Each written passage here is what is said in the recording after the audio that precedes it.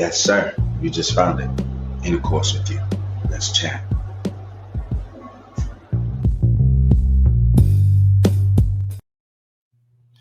Welcome to the In the Course Show. I'm your host, Mr. B. Today we have a very exciting reaction video for you from our truly great former dating advice / relationship expert, Kevin Samuels. He interviews yet another modern woman who is seeking love, trying to find a high value man. So let's waste no time and get right into the video.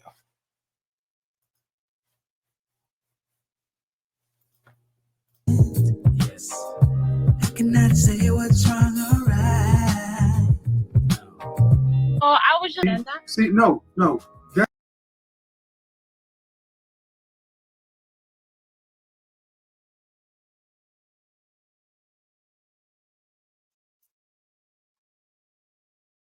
Yeah, I stopped the video here because I'd like to make a little bit of a comment. So far in the video, we have a young lady with one child. She's a single mother. Pretty much telling Kevin Samuels that she's looking for a high value man, a man in Miami who can afford to not only take care of himself, but also take care of her with her child and any additional children they may choose to have. Now, to Kevin's point, he argues from the place that men should not be held responsible for the mistakes of other women, in that a lot of times young ladies are rather careless in terms of how they choose to procreate and who they choose to procreate with. And in so doing, they now put the responsibility of their mistakes on the upcoming man who may choose to take interest in them. And what he is trying to do is bring attention to the fact that it's not necessarily fair, nor is it in the man's best interest to take on that burden, if there isn't much to gain from it. So in her case, he's saying that it doesn't seem like she's been mindful of her decisions and also not mindful of her weight. As he just brought up the point, she's about 5'10", 190 pounds. I think by whatever index Kevin uses to determine obesity versus not obesity, that he finds her to be out of shape, which is yet another thing that would be a strike against her, because most men like their women fit because they want to feel attracted to their woman. Men are visual creatures. They like having the woman that draws everyone's attention. And so he's already pointing out some of those areas. Now, I think what you're starting to hear as the conversation is going off course is that there's some pushback on her part because she feels like she can justify, in theory, that most men aren't necessarily looking for the same type of women. And she's trying to argue that there are some men who may want, a bigger woman. And I'll be honest, there's different women built different ways. It's true the weight distribution is different, but depending on the men, most men don't make that a huge issue if the woman is fine and the weight is, falls in the right places. But there are some men who view a woman's lackluster, workout session or lack thereof as a turnoff. And they only see it as going downhill, meaning, will the woman within a few years allow her weight to balloon to a place where that man's no longer attracted to her? And now it puts him in a position where he just doesn't necessarily desire her as much as she may think. And then now, it gets odd and he may not remain faithful, in part because, his attention is elsewhere. So he is starting to have the conversation with her. And as you can see, that's the wisdom of an older man speaking to a younger lady who may kind of have more of a modern view of dating. But the reality is, if she was correct, there would be no need for her to call him to inquire what does she need to do to attract these men, right? Clearly, her viewpoint is flawed in that she's seeking advice from an older man about wealthy man in terms of how to appeal to them. And he's trying to level set and give her insight as to what is realistic and what isn't. So let's go ahead and continue. That's what you want to believe. I have how many men do you talk to on a regular basis? I've talked to thousands over years. You gonna come in here 25 years old and try to school me? I'm not schooling you. Well, I mean, you coming in with not I'm every just man giving wants a this, different but what men perspective. don't want. How about this? What men don't want to do is have to go make themselves $400,000 men and take care of somebody else's kid. But I'm also bringing something to the table as well. You ain't bringing $400,000, so that don't mean shit. Bringing fries to a burger don't mean nothing. I understand. What does your child's father do for a living? He owns his own company as What well. does he do? That he can be a shoe shine man. He owns a contracting company. What does he do? He owns a contracting company. What does he do? Like landscaping and stuff like that, like building houses. How much does he make? He builds houses. Mm-hmm. No, man, those are two very different things. What do you mean? Contracting? Like he's a general contractor. He has a general contracting company. And how much money does he make in? I'm not sure about that. I'm not in his pocket, sir. I'm not. And your baby daddy's a general contractor. Mm-hmm. No offense to you, sir, but I know general contractors ain't paid like that. Mm-hmm. You can't tell me what he does because he don't do nothing particularly well. He has no profession. Understood. He doesn't. He doesn't have a profession. Understood. So you can't tell me he makes anywhere close to $400,000. So you think a man should come in to be with a woman who had a baby for a general contractor at 18? And she's 5'10", 190 pounds. Mm-hmm. And you worried about cheating? I mean, oh my God. Don't get me wrong. I definitely understand where you're coming from with a lot of things. I feel like sometimes when you do speak, you speak from like a one-sided and a one-minded like type of way. Like right. I understand and that. there are 300,000 views on every video with men in the comment section saying thank you. I ain't just speaking No, I'm not men. saying that you're wrong. I am speaking for the men who cannot tell you the truth. And instead of just telling me how I speak, why don't you understand this? Men don't want to pay for nobody else's kid.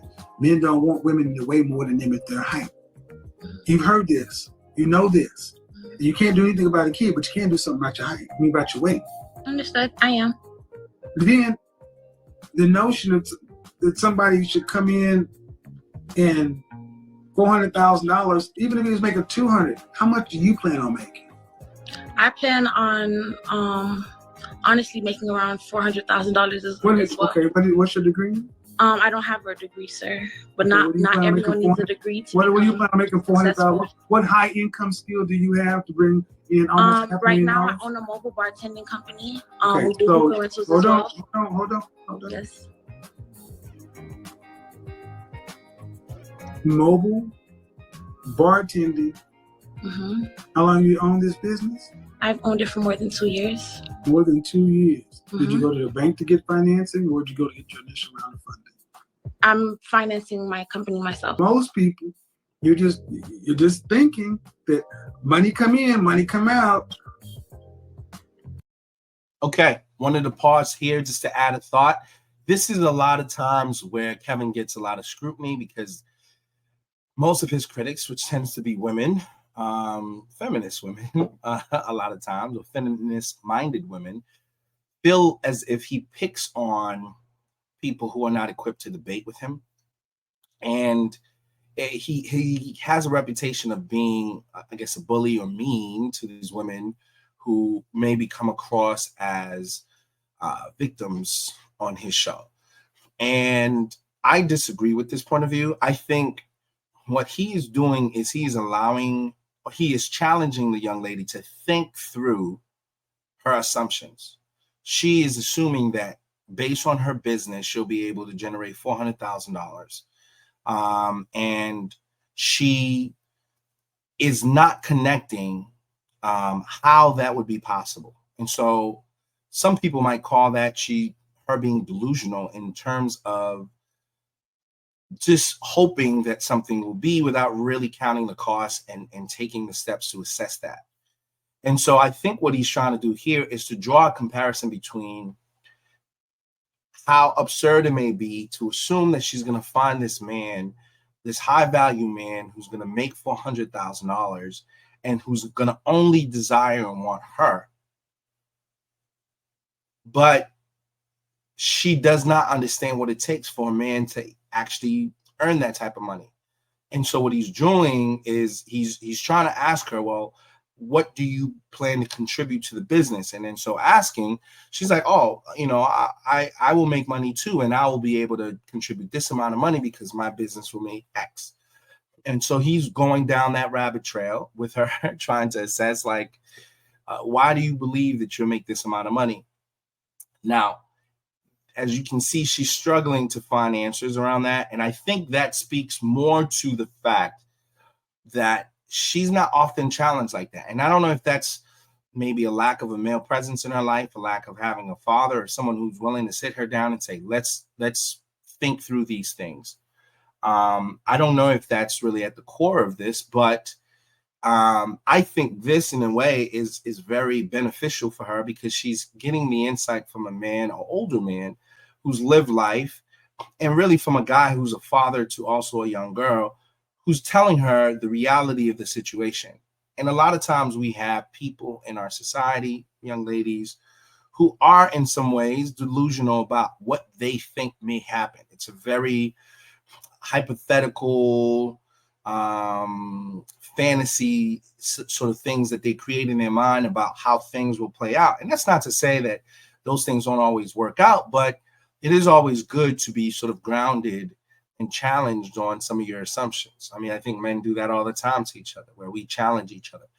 And I think it's useful for a man, an older man, to challenge a younger lady and say, well, why do you believe this is going to happen? How do you anticipate making this happen? And, getting them to think through that, because a lot of times women tend to be very emotional. And so they will tap into their emotions when it comes to making certain plans, whereas men are a bit more logical. And so they will, use logic and reason to assess certain things. And I think what you're seeing here is him going through that process of challenging her. And there's some people that might say he's being mean to her or being harsh with her. And I don't necessarily view it like that. And I think that's why conversations are in order to sort of bring some clarity to this. All right, let's continue. Business. I do also know that because right now I'm in real estate. I just purchased my You got a man that's making that kind of money. Is he better than your BD? Then you laid down and gave that man the most important thing you give any man in the world, a child. And he got it for being fries on McDonald's. General contractor. Okay. Yet another controversial point that Kevin raised in this conversation with this young lady. What he's saying is that competence get compensated. And a lot of times we take the position, or a lot of young ladies take the position, sometimes men too, that you can just go and start a business and it's going to be a multi-million-dollar business without having the competence, skills, the connection, the resources to actually fulfill the business, to actually execute the plans of the business. In this case, the young lady don't have a marketing plan. She says she did her own business plan, but it doesn't seem like she has the technical training to know how to assess a market, all these different things, just based on this conversation. And Kevin is just kind of saying, look, let's just be realistic. Let's not make it personal. If you took your business plan, you went into a bank where trained professionals who do market assessments, who is going to put up the money on the line based on how successful they think you may be, would they be willing to write you a check to do your business? And the answer is most likely not, right? If that wasn't the case, she probably would have had the business in motion already with a check from one of those banks. So when he said that, there's really no more argument because he's got on that point, right? And what she came back with was she likes him because he's speaking truth to light. Now, at the same time, he then raises the point of, hey, as a young lady, if you were willing to have sex with a man and allow that man to impregnate you and, now bear his child, why do you believe you are deserving of a man that's better than that man if that man was the standard for you to procreate with? It's a pretty compelling question, and it goes for a lot of people. Meaning, should you expect to get a man that's 10 times better than the man you chose to give a baby to? And if so, why weren't you more selective when you originally decided to have that man's baby? It's a logical question. And a lot of times it becomes a contentious one because it highlights the errors of that young lady's ways.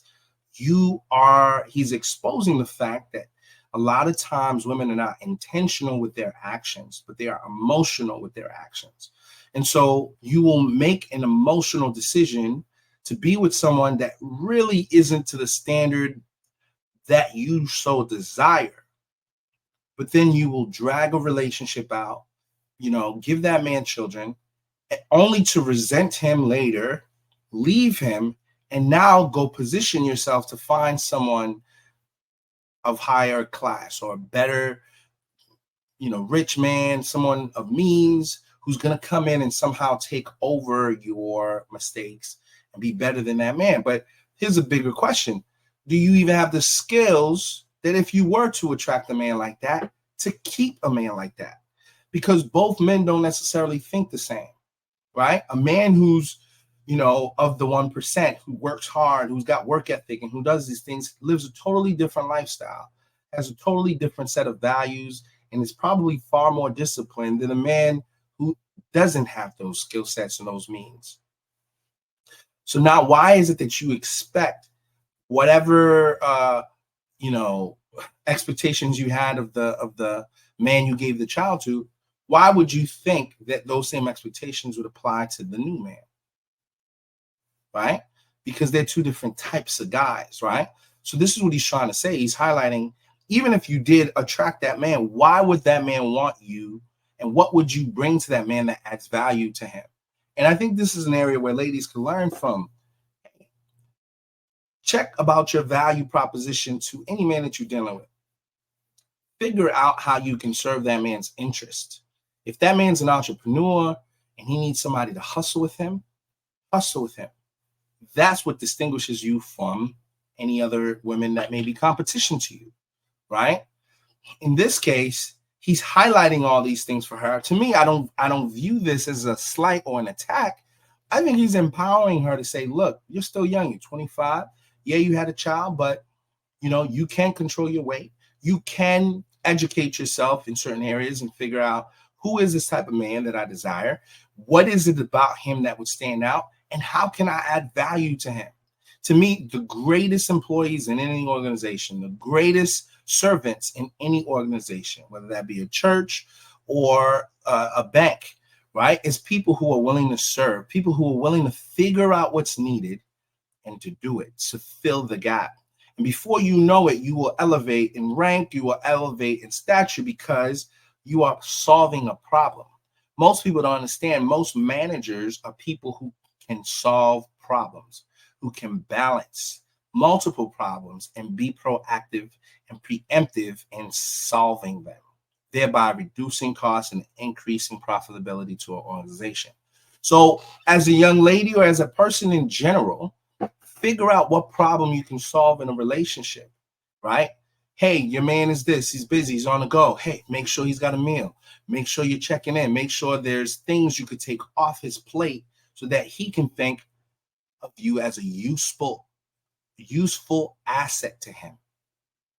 Therefore, you're solving a problem. So now that distinguishes you, and therefore it increases the probability of you being promoted to say something like wife, right? So these are things, that areas where I feel like people can gain knowledge as opposed to taking offense to the content or to the advice. Although at times it's harsh in nature, there's a lot of useful gems in here that people can extract to better their situation, to get in relationships. But also, I do think that he raised some even better points. He says, look, don't necessarily alienate a guy who's not rich yet. Maybe he's on his way. Invest in a guy like that, right? Don't just assume that the average Joe guy right now is always going to be an average Joe, right? And don't just aim for the guy who's already made it, right? Because you know, that guy's, you know, got a different schedule. He's got different wants and different likes, and you know, he may not necessarily appeal to you. And there's a lot of women shooting for him. So, you know, sometimes don't, you know, take a dump on, you know, the average guy, you know, whether he's a blue collar worker or a regular guy. Make sure the guy loves you. Make sure the guy actually has good intentions for you and has potential, and actually invest in them. And I think this is a balance in terms of, you know, the feedback that he's given her. All right, going back in.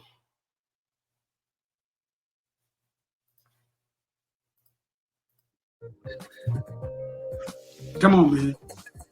You're right. Can't ask for more than your BD. That's why I tell you ladies all the time. It's hard. It's a hard pill to swallow, but you can't ask for more than your BD. I would say get with a consultant, sit down with somebody, because if you really want to do a business, you need to get somebody who understands business to write a The plan. ins and outs, right? You need to go pay to get a business plan written. Don't do it yourself because you're too close to it. That's anybody. Appreciate it, young lady. I'm out of here. Bye-bye. Cause I'm addicted to the